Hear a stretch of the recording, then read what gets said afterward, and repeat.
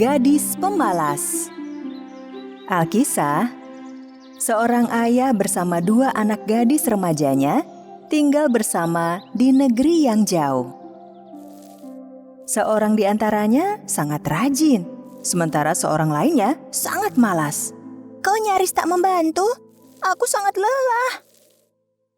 Tidak ah. Kau kan sudah melakukan bersih-bersih.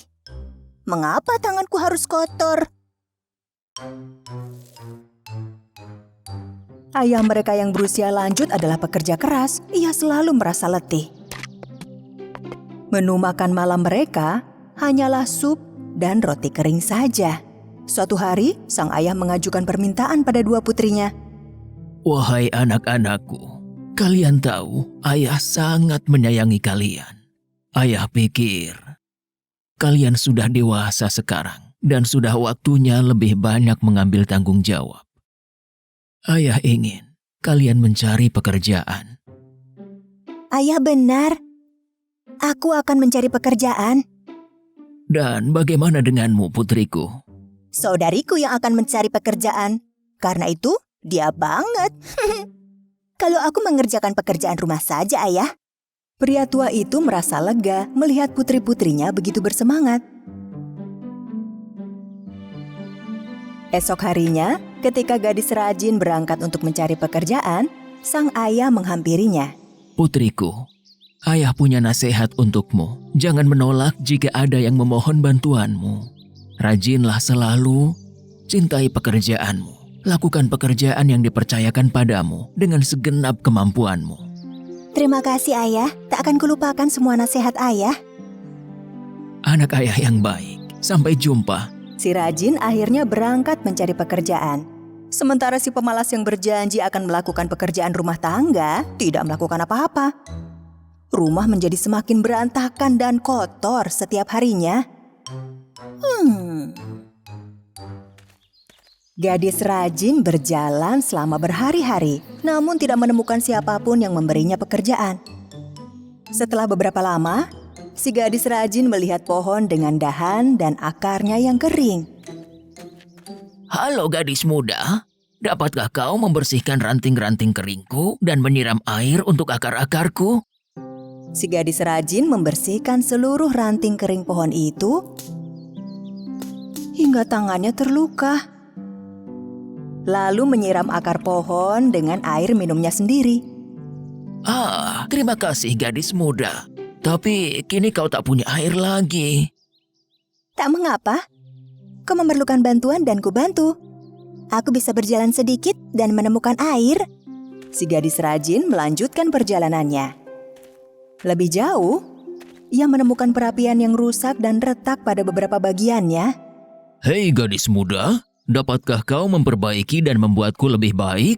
Si gadis rajin mengambil segenggam lumpur di dekatnya, lalu menambal retakan pada perapian itu. Terima kasih gadis muda.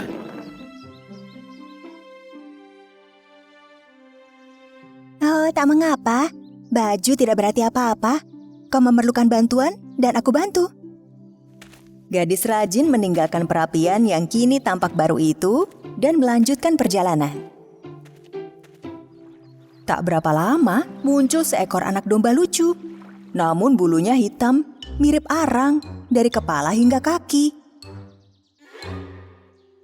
Halo gadis muda, aku tak sengaja jatuh ke tumpukan arang dan menjadi kotor. Bersediakah kau memandikanku di danau sana itu? Gadis rajin memandikan anak domba di pinggir danau. Bulu si domba kembali putih dan lembut. Terima kasih, tapi kau jadi basah kuyup karena aku. Kau perlu bantuan dan kubantu. Aku sudah kotor sebelumnya, kini aku lebih bersih. Gadis rajin melanjutkan perjalanan. Saat malam tiba, ia melihat sebuah rumah yang indah. Tempat tinggal 7 peri. Si gadis rajin masuk ke rumah itu. Halo, mohon maaf sudah masuk tanpa izin. Saya adalah gadis muda yang tengah mencari pekerjaan. Kau bisa bekerja di sini, gadis muda? ada 7 kamar di rumah kami. Kau hanya harus membersihkan 6 kamar saja setiap harinya. Namun kau dilarang memasuki kamar ke-7. Gadis rajin menerima pekerjaan itu. Ia membersihkan 6 kamar dengan tekun setiap hari. Sesuai yang dikatakan peri, selama setahun penuh, ia tak pernah memasuki kamar ke-7. Begitu ia berhasil mengumpulkan cukup uang, ia memohon izin untuk pulang. Tentu, gadis muda, kau boleh pulang. Aku bertanya-tanya, mengapa kau tak pernah memasuki kamar ke-7? Ayah saya berpesan untuk melakukan pekerjaan dengan benar apapun yang terjadi. Selama di sini tugas saya adalah membersihkan 6 kamar saja. Dan itulah yang saya kerjakan. Itulah tugas yang Anda berikan pada saya. Kami ingin memberimu hadiah atas kejujuran dan ketekunanmu. Ayo, ikut dengan kami. Para peri meminta gadis rajin untuk membuka kamar ke-7. Begitu si gadis masuk, ia melihat begitu banyak koin perak dan emas. Sekarang, bergulinglah di atas koin-koin itu dan yang menempel di tubuhmu akan menjadi milikmu. Si gadis berguling ke kanan dan ke kiri di atas koin-koin.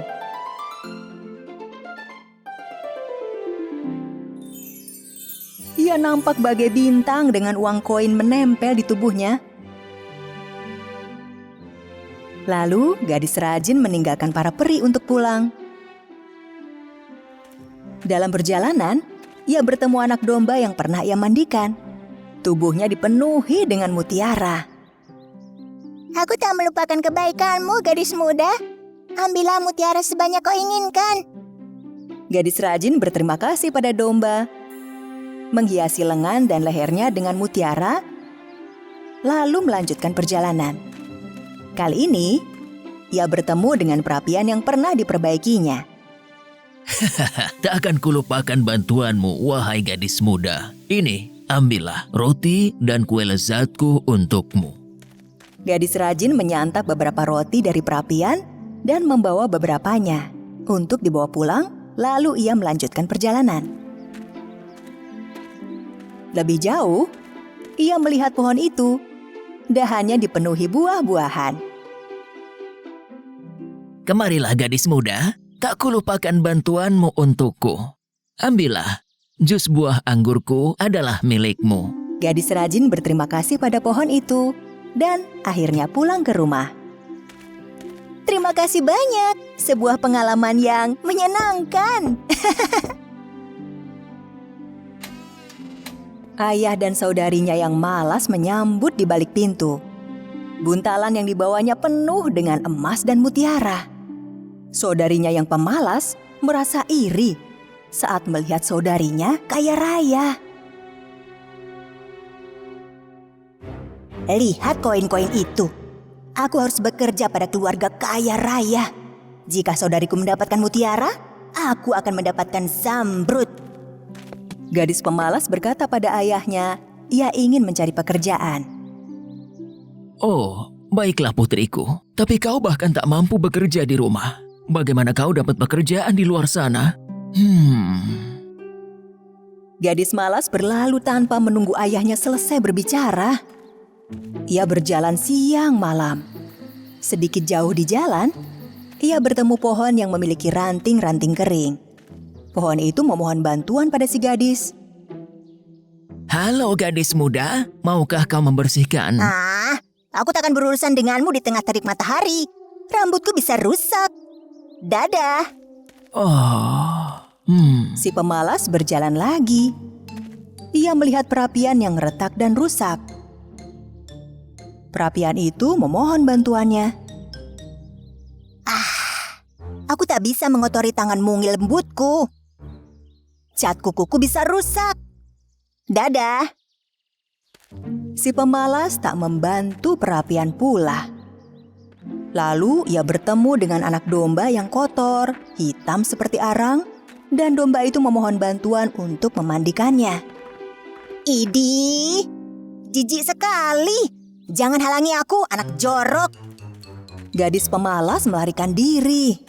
Dasar anak domba pemalas, masa tidak bisa mandi sendiri?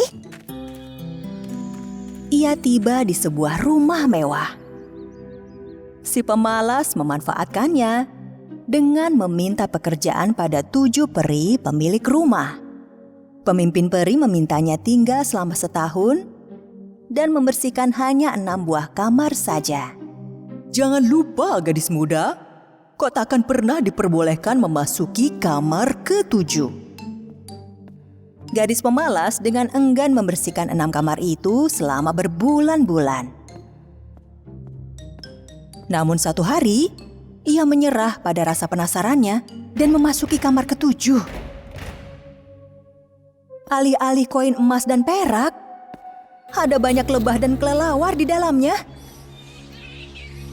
Lebah-lebah menyengatnya sedemikian rupa sehingga meninggalkan bekas luka di sekujur tubuh.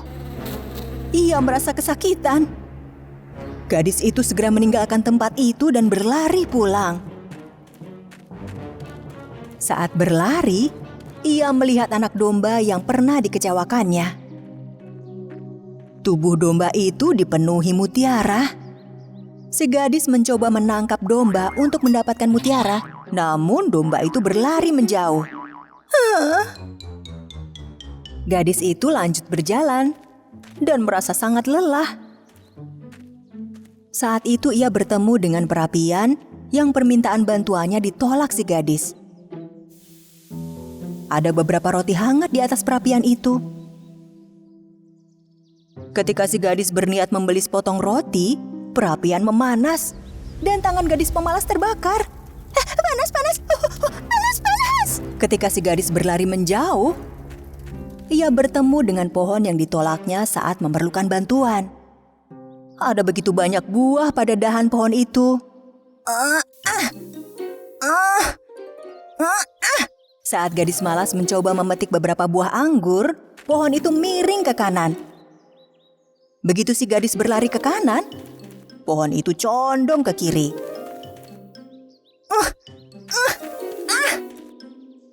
Karena lelah berlarian, si gadis akhirnya menyerah untuk mendapatkan buah itu.